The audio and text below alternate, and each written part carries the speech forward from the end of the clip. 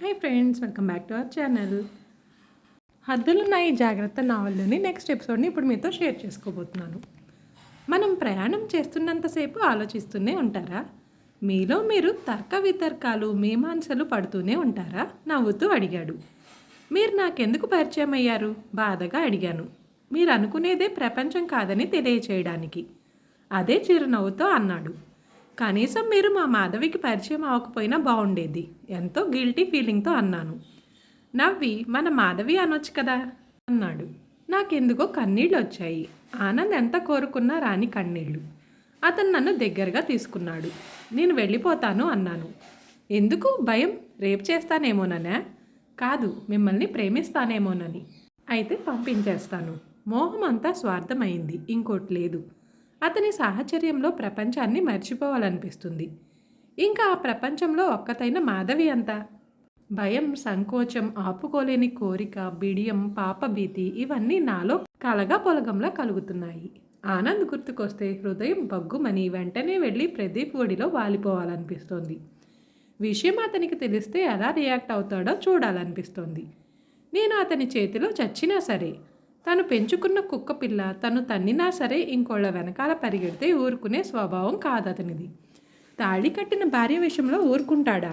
తన బానిస, అతని దృష్టిలో ఖరీదైన బానిస. తను తన్నిన ఆ బాధలన్నీ పడి ఉండాల్సిందే కానీ ఇంకోటి దగ్గరికి వెళ్ళకూడదు. ఇంకొకరి మీద ఆ భార్యకు మనసు పుట్టకూడదు. తనకు అక్కర్లేకపోయినా సరే ఆ దేహం, ఆత్మ అన్ని రైట్స్ కొనుక్కున్నట్లు ఫీల్ అవుతాడు. అతను తాగిన మైకంలో ప్రియంవదతో తాను వెలగబెట్టొచ్చిన శృంగారం పచ్చి బూతులతో వర్ణించి చెప్తుంటే నా మనసు ఎంతగా మండిపోయిందో అతని మనసు అలాగే మండాలి. వీలైతే ఎదురుగా ప్రదీప్ శృంగారం చేయాలి. అది చూసి అతను కోపంతో పిచ్చివాడైపోవాలి. చంపేస్తాడో లేక నా కాళ్ళు పట్టుకుని లోకానికి మాత్రం తెలియకుండా రహస్యంగా సాగించమని బేరాలాడతాడో చూడాలి. ఆనంద్ పరంగా ఇలా సాగుతున్న ఆలోచనలు మాధవి గుర్తుకు రాగానే షాక్ కొట్టినట్లు ఆగిపోతున్నాయి. ప్రపంచంలో ఎవరూ శాసనాలకి లొంగలేదు, శిక్షలకి వెరవలేదు, అధికారానికి జంకలేదు. కానీ ఒకే ఒకదానికి తల వంచి ఆగుతున్నారు. అదే నీతి. అందుకే లోకం ఏమాత్రంగానైనా ఉంది అని నేను మనసా వాచా కర్మణ నమ్ముతున్నాను. ఇక్కడేం చేస్తున్నారు? ప్రదీప్ నన్ను వెతుకుతూ వచ్చాడు. అతని చేతిలో ప్లేట్ ఉంది. అందులో శాండ్విచెస్, వెజిటబుల్ బర్గర్స్ ఉన్నాయి. ఉదయం మిమ్మల్ని బస్ ఎక్కించి పంపేస్తాను. ఈ రాత్రి నన్ను రూమ్లో పెట్టి బయట నుంచి లాక్ చేసి తాళం చెవి మీ దగ్గర పెట్టుకోండి, సరేనా? కానీ ఏం తినని మాత్రం మొరాయించకండి. మర్యాదలు పక్కన పెట్టి 2 తగిలించాల్సి వస్తుంది అన్నాడు. ఆ అధికారం మల్లెపూల వర్షంలా ఉంది. సృష్టిలో ఆనందం, ఆప్యాయత, ఆకర్షణ మూడూ కలిసి అతను అయ్యాడేమో అనిపించింది. లోపల బంగ్లాలో నుంచి రవిశంకర్ సితార్ వినిపిస్తోంది. ఆ నిశ్శబ్ద వాతావరణంలో ఇద్దరం లాన్లో కూర్చున్నాం. చుట్టూ మామిడి చెట్లు. ఇద్దరమే ఏకాంతంగా ఉన్నాం. రాగానే స్నానం చేశానేమో, జుట్టు ఇంకా తడి ఆరలేదని వీపు మీద జారవిడిచేశాను. కాటన్ చీర ఒకంత నలిగి ఎంతో అందంగా ఉంది.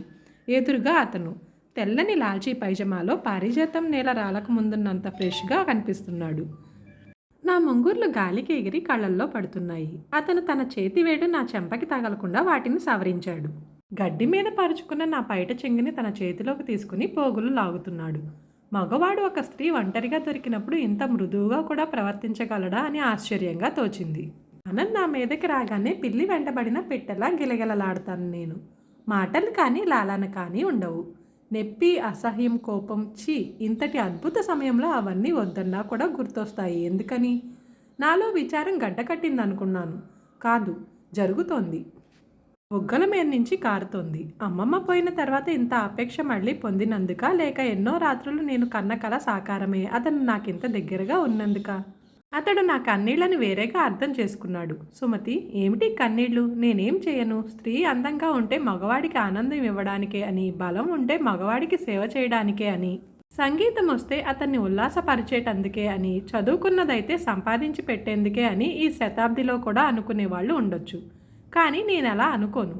ఆమె వ్యక్తిత్వాన్ని ఆమె కాపాడుకుంటుంటే నాకు చేతనైన సహాయం చేస్తాను. ఆమెలోని అభిమానం, పట్టుదల నాకెంతో ముచ్చటగా అనిపిస్తాయి. ఆమెను ఎలాగైనా సంతోష పెట్టాలనిపిస్తుంది. నీకెలా సంతోషమే చెప్పు, అలాగే ఉంటాను అన్నాడు. ఆ అపురూపమైన క్షణాలు అలాగే కళ్ళల్లో నిక్షిప్తం చేసుకునే శక్తి ఉంటే ఎంత బాగుండును. రేపు ప్రొద్దుట ఇంతటి స్వర్గాన్ని వదిలి మళ్ళీ ఆ నరకానికి వెళ్ళిపోవాలన్న ఊహే నాకు దుఃఖాన్ని తెప్పిస్తోంది. పశువులను కొడుతున్నా, కుక్కల్ని హింసిస్తున్నా కూడా మేనకా గాంధీ లాంటి వాళ్ళు ఊరుకోవడం లేదు. కానీ ఎంతోమంది ఆడవాళ్ళు పడక గదుల్లో భర్తల చేతుల్లో నరకం అనుభవిస్తున్నా, వారి శరీరాల నుండి మనసుల నుంచి రక్తాలు కారుతున్నా భార్యాభర్తల విషయాల్లోకి గబుక్కున తలదూర్చరు. నాగరికత గల దేశం కదా, ఎక్కువ కారం పులుపు లేని భోజనం చేశాం కదా, నిద్ర పడుతుంది, వెళ్ళి పడుకుందామా? ఎవరి గదుల్లో వాళ్ళం అని అన్నాడు నవ్వుతూ. నాకు లేవాలనిపించడం లేదు. చలి వణికిస్తున్నా హాయిగా ఉంది. ఆకాశం వైపు చూస్తుంటే చివరిదాకా చూడాలనిపిస్తోంది. దూరంగా ఉన్న నీళ్ల వైపు చూస్తుంటే మొత్తం తాగేయాలనిపిస్తుంది.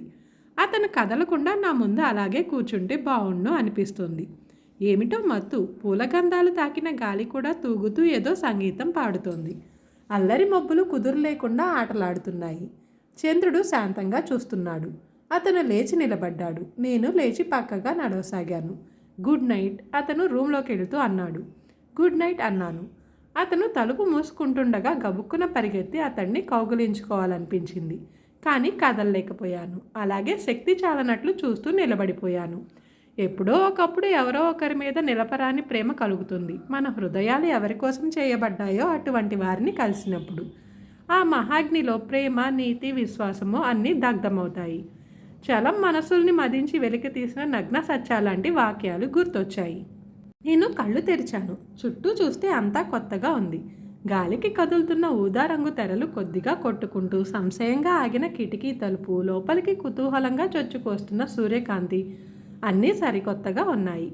నాకప్పుడు గుర్తొచ్చింది, నేనున్నది ఎక్కడో. ఇది చాలా అందమైన చోటు. భూలోకంలోకెల్లా. నౌకర్ కాఫీ తీసుకొచ్చాడు. అయ్యగారు నిద్ర లేచారా అని అడిగాను కాఫీ అందుకుంటూ. బయట లాన్లో కూర్చున్నారు అని వెళ్ళిపోయాడు. కాఫీ కప్పుతోనే ఉత్సాహంగా నడిచాను. నా మనసు అతన్ని చూడటం కోసం, అతని సామీప్యం కోసం ఉవ్విళ్ళూరుతోంది. నన్ను రాత్రంతా విడిగా ఉంచి అతను నిలువునా కాల్చాడు. ఆ చల్లని చూపులతో గాయాలకి మందు పూయాలని తొందరగా ఉంది. గబగబా అడుగులు వేస్తున్న నేను లాన్లో అతన్ని చూసి అక్కడే నిలబడిపోయాను. అతని ఎదురుగా ఒక స్త్రీ కూర్చొని ఉంది. ఆమె తలమేంచి కొంగు కప్పుకొని అతని అభిముఖంగా కూర్చొని ఉంది. అతని చెయ్యి ఆమె భుజం మీద ఉంది, చాలా దగ్గరగా. మాట్లాడుకుంటున్నారు. అడుగు ముందుకు వెయ్యాలో వద్దో అర్థం కాలేదు. అతని కళ్ళల్లో ఏదో ఆప్యాయత, ప్రేమ, మోహం మించిన భావం. నా మనసులో ఏదో గుచ్చుకున్న ఫీలింగ్. దాన్ని ఈర్ష్య అంటారా? మరి మాధవిని చేసుకుంటే బాగుండు అనుకున్నానే. అది నిజాయితీగా అనుకున్న మాట కదా. మనసు అనేది ఒక సందేహాల పుట్ట, సమస్యల తోరణం. ప్రదీప్ తలెత్తి చూసినట్లున్నాడు. వెంటనే మొహంలోకి నవ్వు తెచ్చుకొని, సుమతి రండి అంటూ ఒక చైర్ చూపించాడు. నాకు అస్సలు ముందుకు వెళ్ళాలని లేదు, కానీ అతను చూసేశాడు కాబట్టి తప్పదు. అడుగులు భారంగా వేస్తూ వెళ్ళాను. ఈవిడ పేరు సుమతి, నా ఫ్రెండ్. ఆమెకు పరిచయం చేశాడు. నమస్కారం అనబోయిన నేను ఆమెను చూసి షాక్ కొట్టినట్లుగా ఆగిపోయాను. ఆమె అహల్య. భోజనాలు అయ్యేదాకా ప్రదీప్ నన్ను వెళ్ళొద్దన్నాడు. నాకు ఒక నిమిషం కూడా అక్కడ ఉండడం దుస్సహంగా ఉంది. అహల్య వంటవాడిని పక్కకు నెట్టి తానే వంట చేసింది. ఆమె ప్రతి భంగిమలో రాజసం. తెల్లని ఆమె శరీరం ఎటు వంచిన మన్మధుడి విల్లులా ఉంది. ఆ మెడ కింద ఎర్రగా కాచిన పాలలాంటి నునుపైన భాగం. ఒక్కసారి తాకితే ఆ మాధుర్యం ఎవరికైనా జన్మంతా వదిలిపోయేదేమో అనిపించింది. పెద్ద పెద్ద కళ్ళు, వాల్చినప్పుడు పొదవాటి కన్నురెప్పల వెంట్రుకలు ఎంతో అందంగా ఉన్నాయి. చెవులకు ఏమీ పెట్టుకోలేదు, చేతులకి ఏమీ వేసుకోలేదు. మెడలో మంగళసూత్రాల తాడు మాత్రం ఉంది. ఎంతో నిర్మలంగా, ప్రకాశవంతంగా ఉన్న పాలభాగంలో నల్లని చుక్కబొట్టు మాత్రం పెట్టుకుంది. ఆమె వేసుకున్న గంధపు రంగు బ్లౌజు ఆమె శరీరంలో కలిసిపోయింది. ఇంత సింపుల్గా ఉన్న ఆమె ఒంటెడు నగలతో ఉన్నట్లు కళగా ఉంది. కారణం ఆమె నవ్వు, చూపు. మహారాణి స్నానానికి ముందర నగలు తీసేసింది కాబోలు అనుకుంటారే కానీ కొత్త వాళ్ళైనా ఆమె బీదరాలు అనుకోరు. అదేనేమో గ్రేస్ అంటే. ఆమె ముందు నేను వెలవెలబోయినట్లు ఫీల్ అయ్యాను. దీపు, ఆనియన్స్ కట్ చేయి, ఆమ్లెట్స్ వేసేస్తాను. ఆమె చనువుగా మాట్లాడుతోంది అతనితో. అతను ఆమెని ఏదో ఒకటి అని నవ్విస్తున్నాడు. చాలా గంభీరంగా కనపడే ఆమె అప్పుడప్పుడు గుప్పెడు మల్లెలు రువ్వినట్లు పక్కున నవ్వుతోంది. దీపు, యూ నాటీ అంటోంది. ఆమెను అలా అతనికి దగ్గరగా చూస్తుంటే ఇండస్ట్రియలిస్ట్ రఘురామ్ గారి భార్యని పెళ్ళీడు కూతురుందని ఎవరూ అనుకోరు. ఎంతో నాజూగ్గా, పొందికైన సౌష్ఠవంతో నా వయసు అమ్మాయిలాగే ఉంది. ప్రదీప్ పక్కన అందంలో తులతూగేట్లు ఉంది. నాలో బాధో ఈర్షో తెలియదు కానీ ఆమె అతని కోసం ఇలా ఇల్లు విడిచిపెట్టి రావడం, అది పిల్ల పెళ్లి ముందు, అనైతికంగా అనిపించింది. నాకు ఆమె చరిత్ర తెలుసని ఆమె గుర్తించలేదు. అసలు నేనెవరో ఆమెకు తెలియనట్లే ఉంది. అవును, సినిమా యాక్టర్లని, రాజకీయ నాయకుల్ని మనం గుర్తిస్తాం, కానీ వాళ్ళు చూసిన ప్రతి వాళ్ళని గుర్తుపెట్టుకోలేరుగా. నేను గదిలోకి వచ్చేశాను. నాలోని నాకు నేను చాలా ఓదార్పు మాటలు చెప్పుకున్నాను, కానీ స్వాంతనగా లేదు. బయట నుండి ఆమె కంఠం శ్రావ్యంగా వినిపిస్తోంది. చిన్నతనంలో రేడియో దగ్గరకు నేను పరిగెత్తుకు వెళ్ళేలా చేసిన పాట, ఆమె సినిమాలో పాడిన పాట. నిజానికి ఎంతటి అదృష్టం అలా అభిమాన గాయని పాట ప్రత్యక్షంగా వినడం. అయినా ప్రస్తుతం ఆ ఆనందం నా గుండెని చేరలేకపోయింది. నిన్నంతా స్వర్గం అనిపించిన పరిసరాలు బోర్ కొడుతున్నాయి. అతను ఆమెతో చనువుగా ఉండటం చూడలేక దూరంగా పారిపోవాలని మనసు తొందరపడుతోంది. అంత సౌందర్యవతితో ఇంతటి సాన్నిహిత్యం కాబట్టే అతనిని పెళ్లి కాని మాధవి కూడా ఆకట్టుకోలేకపోయింది అని మనసు బగ్గుమంటోంది. మనిద్దరి మధ్య ఈమెందుకు అన్నట్టు ఆమె చూస్తుందేమోనని ఎదురు పడటానికే జంకుగా ఉంది.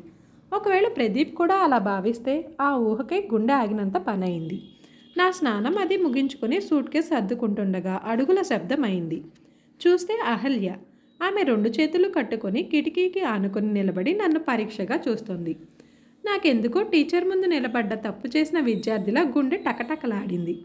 రాత్రంతా ప్రదీప్తో ఒంటరిగా ఎందుకు ఉన్నావని అడుగుతుందేమో. అసలు నీకు ఏముందని ఇంత పెద్ద కోరికలు అని హేళన చేస్తుందేమో.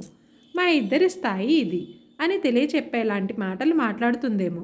నాకెందుకో చాలా భయం వేసింది. అహల్య చాలా శాంతంగా ఎంతో నిలకడగా ఉంది. తప్పు చేసి ఇంత నిర్భయంగా ఉండడం విచిత్రం, అవునా? నాకు ఆ మాటలు చెర్నాకోలా దెబ్బల్లా తగిలాయి. గబుక్కున తలెత్తి నేనేం తప్పు చేయలేదు, అసలు రాత్రి ఏం జరగలేదు అని అరవాలనిపించింది. కానీ ఆమె ముందు నిలబడటానికే వణుకుతున్న శరీరం సహకరించలేదు. భయంగా చూశాను.